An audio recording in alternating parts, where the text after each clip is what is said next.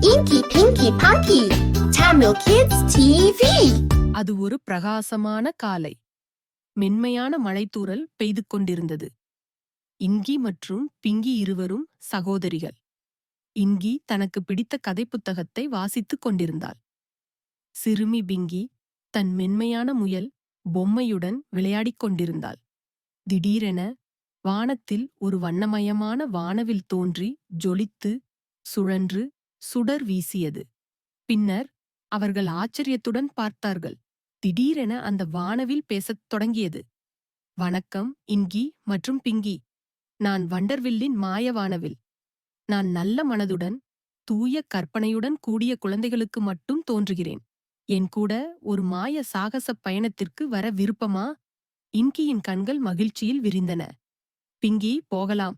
இது ஒரு மாயப் பயணம். பிங்கி தன் முயலை அணைத்துக்கொண்டு கை தட்டி குதித்து மகிழ்ந்தாள். வானவில் ஒரு பாலம் போல கீழே விழுந்தது. அதன் வண்ணக் கதிர்கள் மென்மையாக அவர்களை சுற்றின. திடீரென்று அவர்கள் பறக்கத் தொடங்கினர். வீட்டின் கூரைகளைக் கடந்தும் மேகங்களைக் கடந்தும் சீறிச் செல்வதைப் போல் பறவைகளைக் கடந்தும் பறந்தனர். அவர்கள் வந்தடைந்தது வண்டர்வில், ஒரு கனவுலகம். பாடும் பூக்கள், சிரிக்கும் நட்சத்திரங்கள், பேசும் மரங்கள், ஒளிரும் ஆறுகள். இன்கி பரவசமாக புன்னகைத்தாள். இது நான் வாசிக்கும் கதைகளைப் போல் இருக்கிறது. பிங்கி ஒரு வண்ணமயமான பூவின் மணத்தை நுகர்ந்தாள். இது அம்மா செய்யும் சப்பாத்தி மாதிரி வாசனை வருகிறது என்றாள். அவர்கள் மேகக் குழந்தைகளுடன் நடனமாடினார்கள், வண்ண மீன்களுடன் பாடினார்கள் மற்றும் ஜோக்குகள் சொல்லும் சந்திரனை நண்பனாக்கினர். அந்த நாள் அவர்களது வாழ்க்கையில் சிறந்த நாளாக இருந்தது. ஆனால் வானம் இளஞ்சிவப்பாக மாறி இரவு தூக்கம் நெருங்க பிங்கிக்கு தாயை நினைத்து வருத்தம் வந்தது. இங்கி அவளைத் தழுவி, வீட்டுக்குப் போவோம், அம்மா நம்மை எதிர்பார்த்து கொண்டிருப்பார் என்றாள்.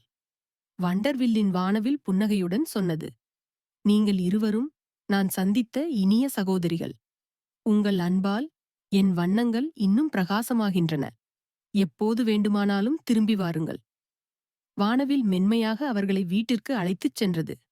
அந்த இரவு பிங்கி படுக்கையில் சுருண்டு யார்த்தவளாய் தன் அக்காவிடம் கிசுகிசுத்தாள். நீ என் கூட இருந்தா எனக்கு எந்த பயமும் இல்லை. இன்கி புன்னகைத்து பதிலளித்தாள். நீதான் என் சிறிய வானவில்.